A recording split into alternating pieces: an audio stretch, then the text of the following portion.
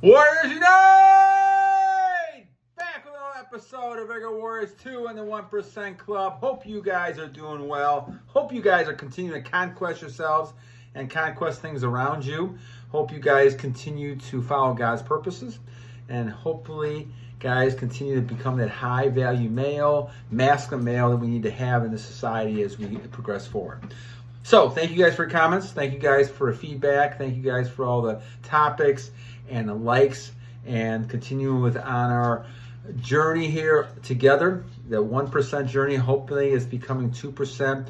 I see more and more men kind of standing up, not putting up with a lot of nonsense, going in directions of their own, trying to better themselves. I think it's wonderful. The more we can do that, the more we get away from all these crazy things that are happening to us, that we get brainwashed in society, and the more we're able to become those males that need masculine to be able to provide and protect and be that strong male we need to have. And I see more and more women actually recognizing that as well. So that's a good thing too. So, all right. So let's go ahead and focus on some of the shout outs here. Oleg, thank you as usual, my friend. Lykkos says 90 days. Continue success, my friend. Johnnie 5213, that's great. User, thank you. Giodude, thank you. Donny Brown, thank you, my friend. Ametal F80, thank you. Corey's 4900, thank you. IIIFRENCYIII, thank you, Frenchie. Reinhardt Bieler, thank you as usual. Buddika Chaminda, thank you. TT2353, thank you. Dawson Boyer, thank you. Firm guy, thank you, my friend. Alex Masters, thank you as usual. Anikmathew, thank you. Cameron Vaughn, thank you. Forever Ambiance, I think it is, thank you. Hizkiyahu, thank you. Dermot Hynes, thank you. Jon the Dawn, twice, thank you. Tomsaint Leger, thank you. Voice 2 Skull, thank you. Matt Montgomery 2507, thank you. Style and Speed, thank you. Bo Negro, thank you from Tokyo, thank you. Donny Brown, thank you, my friend. Tomsaint Leger, thank you again, and Kniwledge Harvester as well. And thank you guys. So at the 2 minute and 30 second mark, we are going to go talk about a topic from Kniwledge Harvester. And we talked about this one before, but I think because we have a lot of new subscribers and people want to talk about this some more, let's kind of talk about this one. Kniwledge Harvester asked the question, should you approach women? So let's kind of talk about that a little bit and kind of see what we're really talking about here. So let's take a step back again and realizing that relationships are important for people for many reasons, okay? Obviously, if you want to have the society progress after we're gone, we need to have people who are going to follow in our footsteps, right? And continue to follow those type of things. And so it's important to recognize that we need relationships to be able to do that, okay? So as we look at relationships, we're looking at people and things that are going to help us progress that way. Relationships are important because people also don't want to feel lonely. They don't want to feel like they're by themselves.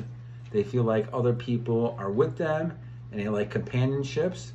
And then they also like the pleasures of being around people as well.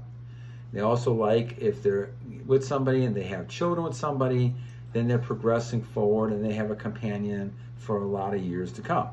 These are all things that human beings want. There's nothing wrong with those type of things. And that's part of human nature. But the thing we have to realize is that we are human beings, that God has put us there, and we can manage by ourselves, especially males. Because males are the hunters. Males can develop things, build things pretty easily. You look at most of the things that are in the world created by men have created a lot of things, okay? And I realize a lot of people are bashing men lately, but men have created a lot of things in this world, and will continue creating a lot of things. But the question then becomes is that why do we need relationships? And this then gets to the question of, should we really approach women? The whole key to things is to realize that you can be someone who can live by themselves. And I think more and more men realize that they don't need to put up with a lot of things that they don't like just because they need a person. This is something that I think God, because of the security that you have a relationship with your Creator, you don't necessarily need to have someone in your life. It's nice to have that. It's a great thing, great to have a companion, those type of things. But loneliness comes from a lot of different things.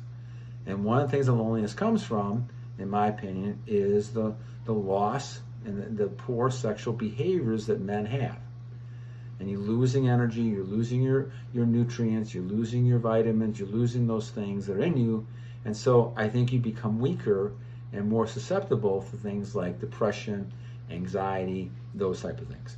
If you're a busy person on your purpose, on your goals, things you're doing, you're not going to feel lonely. You're going to feel fulfilled, especially if you have that close relationship with your God. Therefore, things around you are there. The thing to remember is that when you're looking at things around you, God has given you all that. Now, this is a hard pill to swallow a little bit, but the idea is that God has given you all these things, okay? I have a wonderful wife and a wonderful family, right? But God has given those things to me. I don't own those things. Those have been just lent to me by God over time. And when I'm gone, they're on their own. Or when they're gone, I'm on my own, right? But if we look at things like our own treasures or things, then we want to hold on to those things, and we don't treat them with respect. We don't treat God with respect.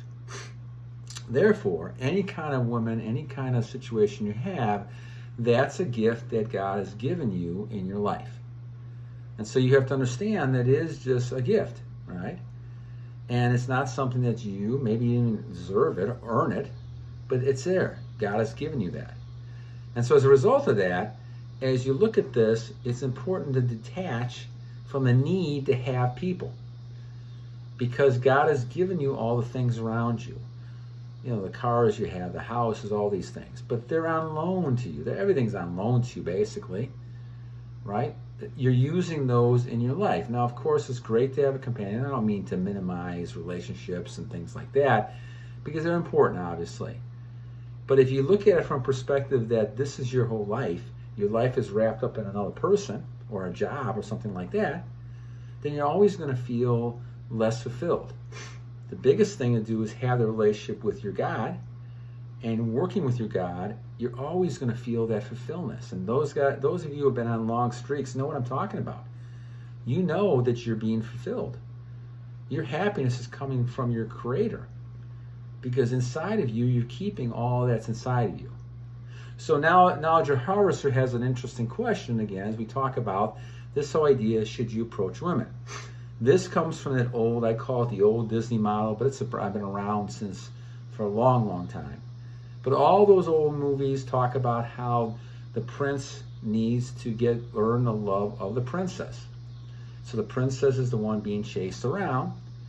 And maybe in the old days, that was a key thing, but because women understood the importance of that and the importance they played.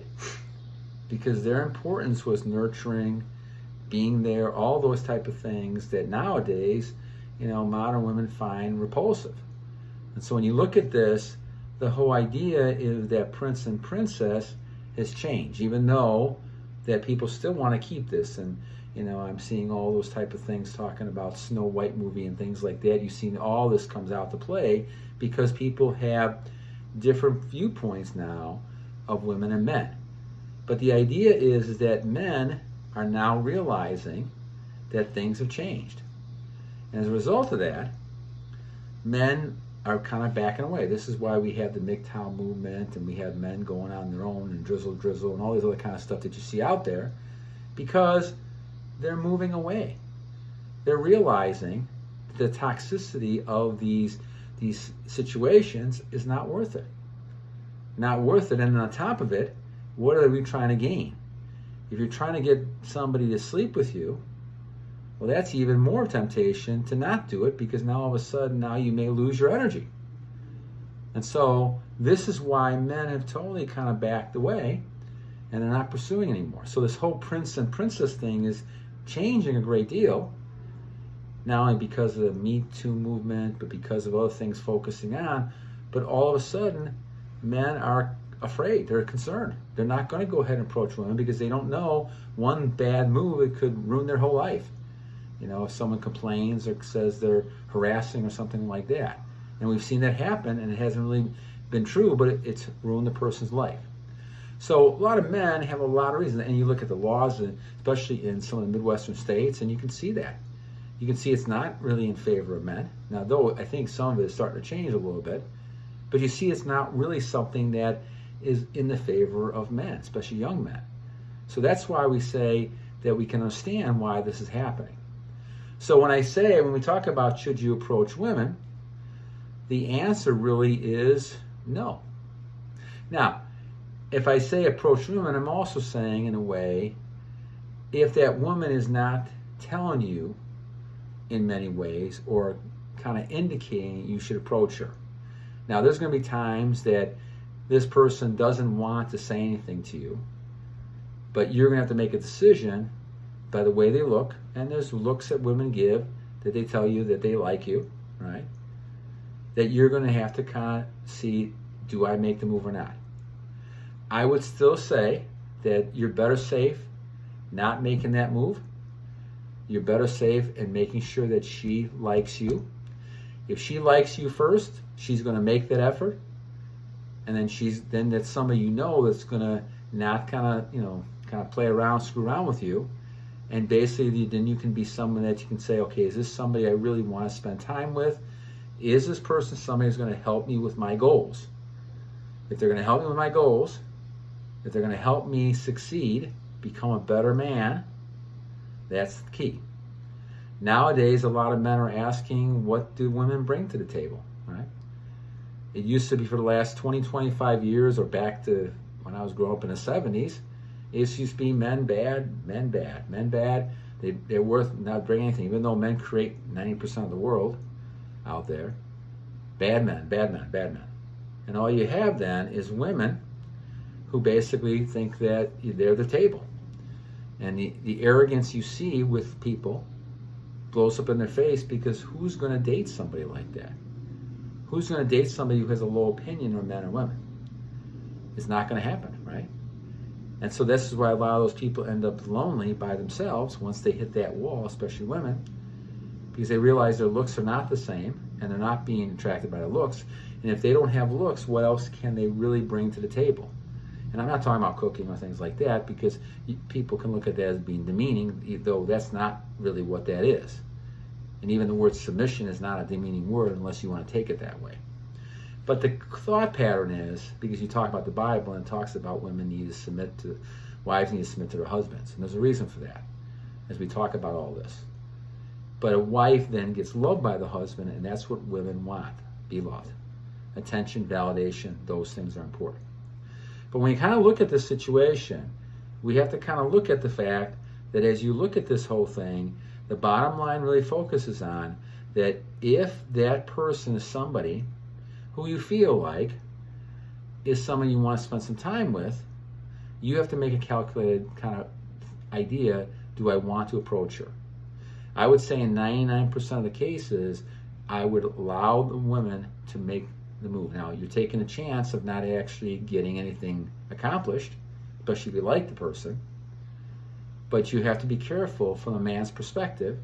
And so I think you have to kind of wait that she's giving you enough signals and enough idea that it's almost like hitting you in the face, saying this person wants to spend some time with you. A lot of women, even this modern women, are not going to come up to you and tell you they want to go out with you, they like you. That just is probably never going to happen. But they'll give you a lot of those signals indicating this. Now, the question is, again, you go back to the question, because and this is why you see a lot of men going overseas to actually go ahead and find young ladies, because the attitude of a lot of these younger women is really rough when it comes to relationships. When they feel like, and they've been kind of taught, that men are bad or men are the enemy, it's just a terrible way to go, right? And I'm not saying there's some men out there that are not good, right? Just like there's some women out there they're good. The devil's using them for evil purposes. There's no doubt about that. But the thing is, most men and most women are great people. They have good hearts. They want to do the right thing. But they're also taught different attitudes that kind of pervade their thinking and their behavior and they do things that are really more narcissistic. So when you get people who become narcissistic and thinking only of themselves, they don't think of you. And that's what hurts you, because you obviously want to take your interest in mind too. And if that's not happening, then all of a sudden you feel like you're getting manipulated, you feel like you're not going to be on positive here, and you feel like you're being taken advantage of. And that's what happens a lot in relationships. So a lot of men are deciding to kind of back away from that. So when you go back to the basic question that Kniwledge Harvester is asking, should you approach women during semen retention? I believe you should really allow the woman to make the first move on you. And I've seen it happen thousands of times over the years. That can't happen, because a woman who likes you will find a way to be with you because they like you. And again, if that woman likes you, they're going to make every effort to be with you because they get a great feeling out of being with you. And that's the key. They get a great feeling of being with you. It makes them feel good about themselves. That's the key. I don't care what you look like. I don't care how much money you make. That does matter to some people, maybe more shallow people. But what more important is how that person feels when they're with you. And if you make them feel like, they're great, they're not going to want to give that up very easily. But then this person really cares about you. And of course, if they make a decision to be with you and they want you, then if all of a sudden they change their mind, then they kind of look bad and they don't ever want to admit they're wrong. So if the woman makes the move, unlike men can say, okay, I was wrong about this, let's move on, let's do something else. But women struggle with this idea of being wrong and making the wrong decision.